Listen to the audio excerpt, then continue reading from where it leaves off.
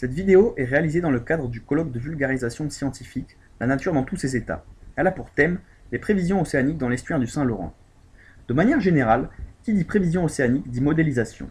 Mais tout d'abord, voyons voir ce qu'est un modèle. Les modèles sont créés par ordinateur. Leur intérêt est de pouvoir représenter une région particulière en une, deux ou trois dimensions afin de simuler son évolution sur une période de temps. Les modèles peuvent être purement théoriques et ou basés sur des mesures in situ de différents paramètres environnementaux tels que la salinité, la température, la marée, etc. Un modèle est donc une série d'équations qui représentent les paramètres pris en considération. L'atmosphère et l'océan sont depuis toujours en constante interaction. C'est pourquoi il faut tenir compte de l'influence qu'exerce l'atmosphère sur l'océan. C'est ce que l'on appelle le forçage atmosphérique.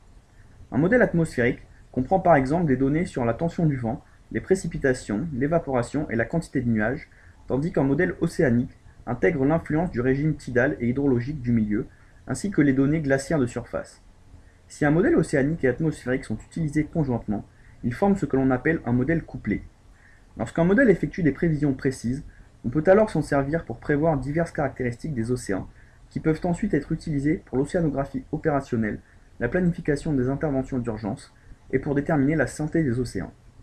Voici maintenant deux modèles qui sont utilisés dans le Saint-Laurent pour réaliser des prédictions océaniques et accessibles librement via l'Observatoire global du Saint-Laurent.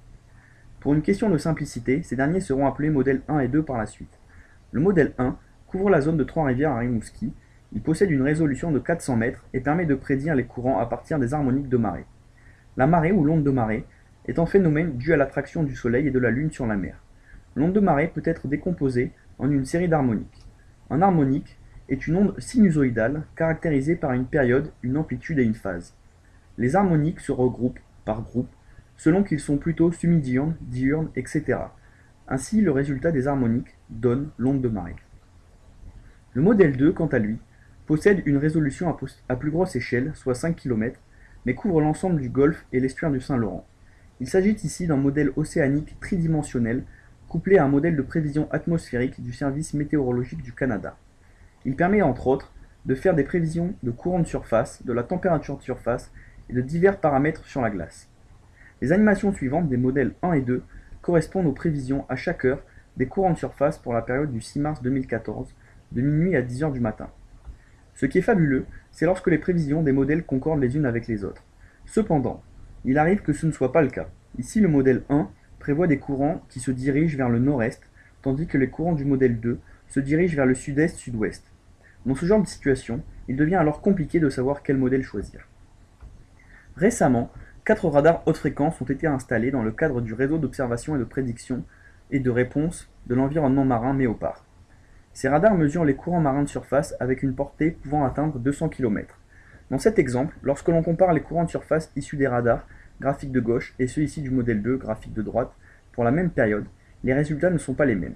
Cela peut être expliqué par le fait que les radars moyennent les courants de surface sur les 2 premiers mètres, tandis que le modèle 2 utilise les 5 premiers mètres de la colonne d'eau. Une autre hypothèse est qu'il existe deux processus principaux qui engendrent la dérive de surface. Le modèle 2 tient compte d'un seul de ces processus, tandis que les radars utilisent les deux processus. Grâce au modèle 2, il est aussi possible d'avoir des cartes d'épaisseur et de concentration de la glace dans le golfe et l'estuaire du Saint-Laurent. Bien qu'il existe un modèle théorique de la dérive de glace, ces données ne sont pas rendues accessibles par l'Observatoire global du Saint-Laurent, et peu de données de ce genre sont récoltées à l'heure actuelle sur le terrain.